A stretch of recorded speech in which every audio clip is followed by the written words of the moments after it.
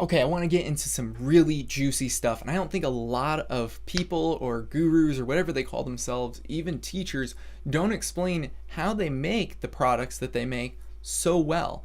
And it does take a decent amount of tools to make a very professional course, but it doesn't take as many as you would think and not as much money as you think. See, there's really quick and easy ways to do this, and I'm going to show you the hacks on doing that right here, right now. And what we usually start off with is exactly what you're seeing me in the lower part of your screen. I record with a Logitech C930E. Now, I used to have a C920. I used to have a WebLife cam. I used to have, gosh, I even go through them all. I can't even remember all the names, but I had some expensive webcams. Some that used to cost $250, even $300. But the Logitechs have been the best webcams ever, and they have a really high quality. And the difference between the C920 and the 930 may not seem like much, but it is very big of a difference, especially when it comes to that crisp clearness of 1080p. So I suggest getting this. This is the highest upgrade.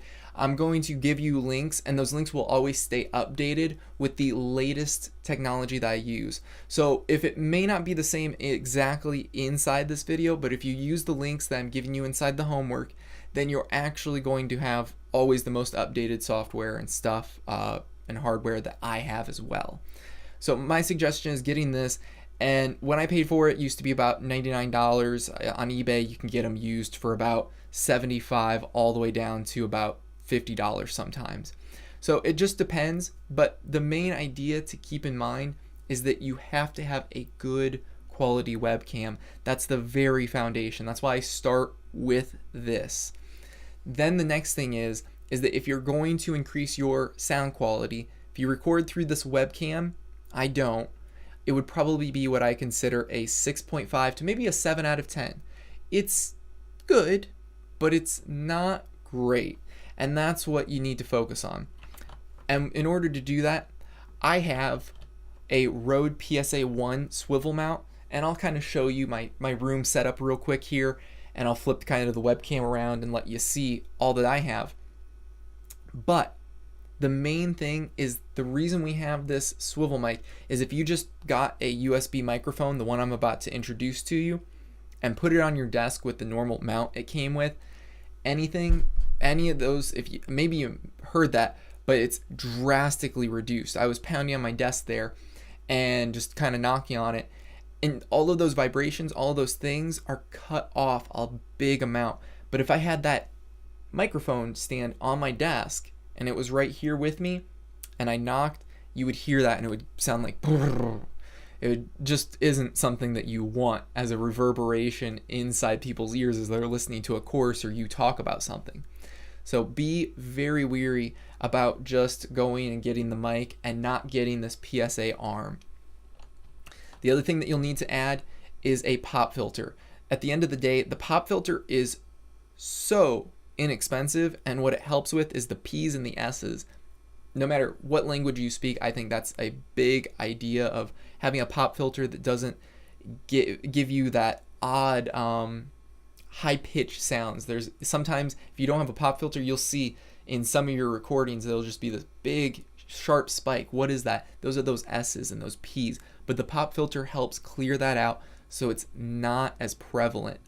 So, and for $8, how can you not? It's going to improve the quality by about 1 additional point. Now, the most inexpensive while the best recording, and this is comparing even to like a Blue Yeti. So I've had both of those, and the differences are pretty incomparable in the sense of, you know, do you want to pay $250 or $300 for a mic, or do you just want to basically pay $55 to $65? And do not get the 2100. I've had clients that have done that just because it's inexpensive and it may cost a little bit less. Don't do that. You want to have this microphone because it needs to fit inside the actual stand and the shock mount that I'm going to give you.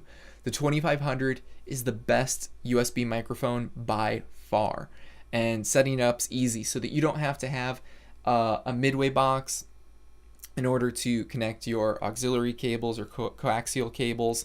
and then that would transfer that data so that you could plug it into your computer as a USB. Those things cost like $250, $350 at the lowest prices. So getting a USB microphone is going to save you a lot of trouble and effort, and I've done hours of research, and this is the best. So I'm just shortcutting you right there.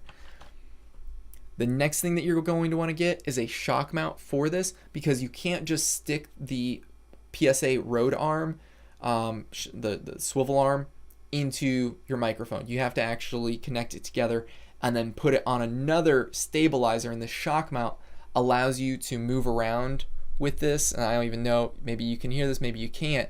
Hopefully you can't. I'm moving the microphone back and forth, and that shock mount allows me to move or have those vibrations additionally that even some of the arm may experience when I knock on the table, and it reduces it all the way down to just maybe low vibrations, low reverberations, something that's just so incomparable. So again, allows you to have that sound quality and clarity that normally you wouldn't have if you didn't have an arm, a shock mount, and of course a good USB microphone. Finally, if you don't want to go kind of overhaul, I still did because of the way my room reverberates, you can actually create a room for about less than $200 of 2-inch, and 2 inches is what I recommend, not 1, 2-inch soundproofing foam. And for me, you can either do pyramids or you can do the little zigzag lines or rows. And I'll show you that in a second. But as a absolute necessity, because it's automatically, when you're speaking into your microphone, it's going to reverberate off of a few things. And number one, it's going to be your computer screen. Number two, it's going to be whatever the wall directly next to it is. I have a little cabinet and cubby here, so it just, all the sound goes in there and it comes back out, and it comes through a few milliseconds, you know, but it just creates that weird reverberation through the microphone. So I have to have a Silverback Soundcage Pro, and you just plop this down right on top and connect it all together, the pop filter as well. And you're going to be able to speak into the microphone, and it's not going to reverberate nearly as bad, if at all. And there is the Soundcage the normal one, but I suggest the Pro because it's double the size and much better at capturing that sound that goes past the microphone so that it won't come back.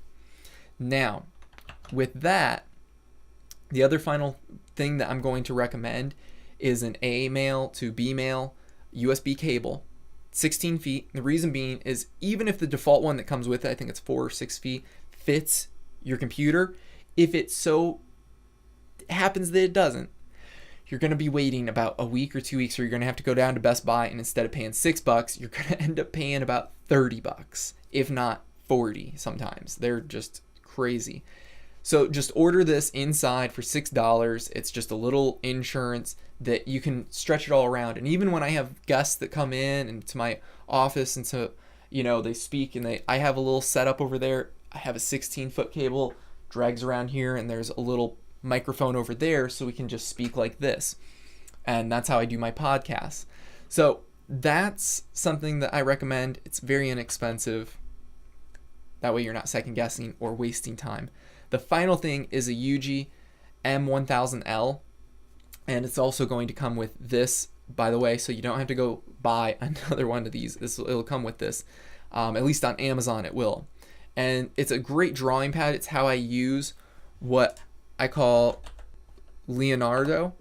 And rather than showing you the website, I'm just going to go to zachmiller.com and just enter in Leo, and it's going to take you right to the website. Get Leonardo. And with that, you can actually use the board to be able to draw just like this. And I think that when you want to be interactive or screencast and be the cool guy that teaches like on the fly and amazing things, like he's so cutting edge, he has so many things. If you like how the way I present, what I do, and all that I know, then definitely get Leonardo. I think it's like $37 right now. It's in technically beta. It's been in beta for like a year and a half or 2, but just get it. Even if it's $79 at its full price, it doesn't matter. It's worth it. It's really good software, and you can, you know, do a lot of cool things inside of it. just saying hello like that, people think that's awesome while you're screencasting at the same time. So that's what I happen to use, and that puts my whole entire recording of all my products on a streamline. It makes it very quick and easy. And with OBS and the settings that I'm going to be showing you, it makes recording a breeze. So real quick, let me also swing this around and just kind of show you what I have as a setup for my room. And as you can kind of see there, I have a daylight just attached right there, and even the door over there. This is all sound foam, and this is because the way my room is set up in my office has a lot of walls, as you saw over there, that kind of budge out because we have closet space in there, and I just keep all like different promotionals and things that I want to whip out in different videos all in there. So when we have that, obviously there's going to be a big reverberation. So I had to do this. All of this, it's all onto the side of me, all over there. I don't know if you saw it all the way over there, but it's basically 3/4 of this room, and that only cost me $200 in 2-inch sound foam. If you go and try and do a recording studio on your own, it's gonna cost about $400 to record for about 4 hours. So this was a lot more, less inexpensive, and I think it looks cool. And at the same time, it was pretty easy. Just me and one other person just laid out a bunch of U-Haul boxes, extra larges, and then we would just spray them with a little adhesive spray. I think it was like 33M that you get from Home Depot. It's a liquid adhesive, spray it on, and then we just press on all of the things, and then we nail the U-Haul boxes to the wall. 4 nails holds it all because it's not light, it's foam, and then that's it. That's basically what we did. And then in order to get it on the door, obviously we didn't nail it. We actually used 2-way tape, and we did 3 long strips there. So that's kind of my hack. If you want to do that, copy what I do. But otherwise, get all of these different things, from the webcam to the PSA arm and the pop filter, so that way the recording quality is extremely high. That's what people really look for first, is the audio good. Then the second is the video and the quality of that. And then obviously after that, people like the first impressions. Then they look at the quality of the actual content, which is really what keeps the retention and the people buying. So as long as you got these first things mastered, the video and the audio, then what you make is just going to be as good as it can be. And that's the beauty about it. No looking back.